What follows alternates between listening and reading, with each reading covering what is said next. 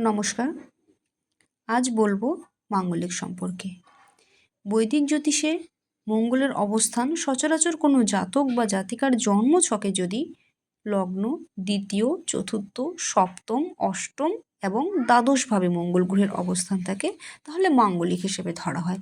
এই মাঙ্গলিক নিয়ে নানান মতভেদ চারিদিকে রয়েছে। তবে একটা বিষয়, যেমন কোনো জন্মছকে দেখি যে বুধাদিত্য যোগ রয়েছে। সচরাচর বুধাদিত্য যোগ থাকলে আমরা কি বলি? যে সেই জাতক বা জাতিকা ভীষণ বুদ্ধিমান বা বুদ্ধিমতী, সরকারি চাকরির সম্ভাবনা থাকে।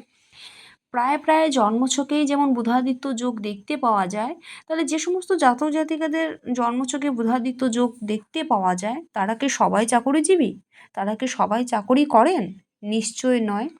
তাহলে মাঙ্গলিকের যে প্রভাব, যে মঙ্গল যে ১, ২, ৪, ৭, ৮ এবং দ্বাদশভাবে যে মঙ্গলের অবস্থান, সেক্ষেত্রে যে মাঙ্গলিক দোষ থাকলে নানা রকম যে মতভেদগুলো রয়েছে সেগুলোও যে সব ক্ষেত্রে প্রযোজ্য সেটাও কিন্তু ভাবার বিষয় নয়।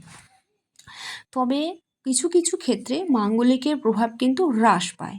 যেমন মঙ্গল বক্রী থাকলে মাঙ্গলিকের প্রভাব হ্রাস পায়। যদি মঙ্গল মকর রাশিতে 0 থেকে 28 ডিগ্রির মধ্যে থাকে তাহলে কিন্তু মাঙ্গলিকের প্রভাব হ্রাস পায়। তবে মঙ্গল যদি স্বক্ষেত্রে থাকে তাহলেও কিন্তু মাঙ্গলিকের প্রভাব হ্রাস পায়। মঙ্গলের উপর দেবগুরু বৃহস্পতির দৃষ্টি থাকলেও কিন্তু মাঙ্গলিকের প্রভাব হ্রাস পায়। মঙ্গলের উপর গ্রহরাজ শনিদেবের দৃষ্টি থাকলেও কিন্তু মাঙ্গলিকের প্রভাব হ্রাস পায়। নমস্কার, আশা করি বোঝাতে পারলাম। সকলে ভালো থাকুন, সুস্থ থাকুন এবং মনের বসনে মনকে নিজের বশে রাখুন।